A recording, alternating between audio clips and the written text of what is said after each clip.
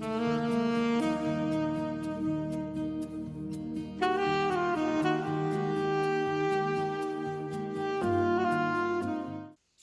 saudara-saudara. Kembali saya Pendeta Nugroho Hadi menyapa Anda di dalam sapaan pastoral. Mudah-mudahan saudara-saudara berada dalam keadaan sehat dan tidak kesepian. Mungkin saudara-saudara agak merasa aneh karena pendeta kali ini menyapa dengan menyebut mudah-mudahan tidak dalam keadaan kesepian. Jangan salah saudara-saudara bahwa salah satu dampak yang sangat signifikan di dalam masa pandemi ini bukan hanya kematian, bukan hanya krisis ekonomi, pengangguran, dan sebagainya, tetapi juga masalah kesepian. Orang mengalami depresi dan banyak masalah yang diakibatkan karena masa pandemi seperti sekarang ini. Bulan lalu, saudara-saudara, di Jepang didirikan atau diadakan sebuah kementerian baru, namanya Kementerian Kesepian. Nama menterinya adalah Tatsushi Sakamoto. Bukan menterinya yang kesepian, tetapi menteri itu diangkat untuk menggarap dan menyelesaikan masalah-masalah yang diakibatkan karena pandemi. Satu contoh yang mungkin bisa menggambarkan keseriusan itu adalah bahwa selama setahun masa pandemi, 880 perempuan Jepang itu meninggal karena bunuh diri. Dan angka bunuh diri di Jepang meningkat secara tajam sekitar 70%. Apakah kesepian itu, saudara-saudara? Sebenarnya kesepian tidak tergantung ada banyak atau tidaknya orang di sekitar orang yang merasa kesepian. Kesepian lebih bergantung kepada apakah seorang memiliki hubungan yang hangat dan akrab dengan Tuhan, dengan sesama, dan dengan orang lain.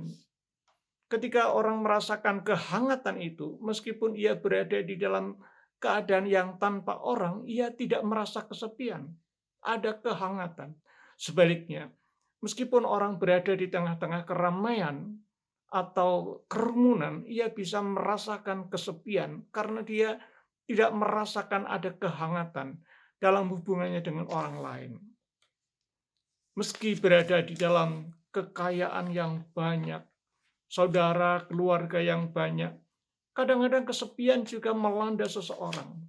Seperti yang kita baca di dalam kisah Yakub ketika ingin kembali kepada keluarganya, yaitu kakaknya Esau. Saya akan membaca di dalam kitab Kejadian pasal 32 ayat 22 sampai 24 demikian. Pada malam itu Yakub bangun dan ia membawa kedua istrinya, kedua budaknya perempuan, dan ke-11 anaknya, dan menyeberang di tempat penyeberangan sungai Yabok. Sesudah ia menyeberangkan mereka, ia menyeberangkan juga segala miliknya. Lalu tinggallah Yakub seorang diri. Dan seorang laki-laki bergulat dengan dia sampai fajar menyingsing. Disitulah terasa bahwa segala sesuatu yang ia miliki dengan limpah tidak berhasil membuat Yakub merasakan kehangatan kehidupan.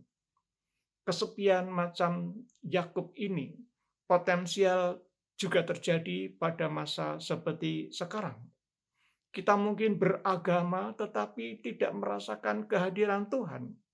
Kita mungkin memiliki harta, kekayaan, teman, tetapi tidak merasakan bahagia. Kita mungkin memiliki suami, istri, anak, cucu, saudara, tetapi itu semua tidak membuat hidup kita itu hangat, malah sering membuat kita merasa mempunyai beban berat. Untunglah cerita mengenai Yakub yang kesepian berakhir dengan sukacita. Ia dibawa ke suatu tempat penyerahan kepada Allah, yaitu di Betel. Namanya, karakternya, sifatnya, berkatnya diubah sedemikian oleh Allah. Dan ia kembali menemukan hubungan yang hangat dengan Tuhan dan juga dengan saudaranya. Saudara-saudara, ketika seseorang menjadi tua, adiusvo, maka potensi untuk menjadi kesepian juga begitu besar. Orang cenderung merasa sendiri, diisolasi, kehilangan teman, tidak dihargai, dan banyak hal yang lain. Di kota seperti Jakarta kita juga hidup di dalam keramaian, tapi banyak orang merasa tidak punya siapa-siapa.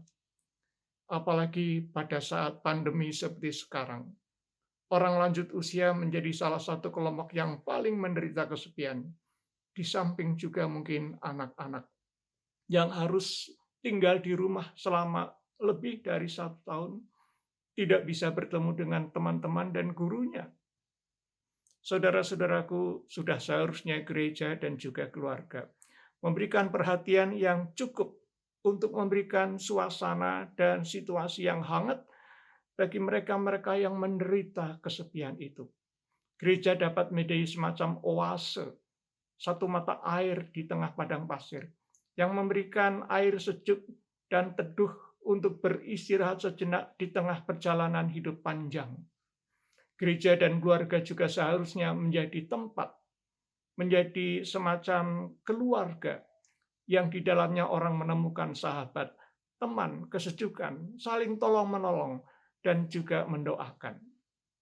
Oleh karena itu, mari tetaplah menjaga relasi dan komunikasi dengan Tuhan dan sesama, supaya meskipun ada banyak pembatasan, ada banyak isolasi, ada banyak hal yang membuat kita seperti kehilangan teman, kesenjangan, tetapi Tuhan tetap berada di tengah-tengah kita, memberikan kepada kita pendampingan dan kehangatan, supaya kita dapat menyelesaikan masalah-masalah yang kita hadapi pada masa pandemi ini dengan penuh optimisme dan tidak pernah merasa sendiri. Tuhan memberkati. Amin.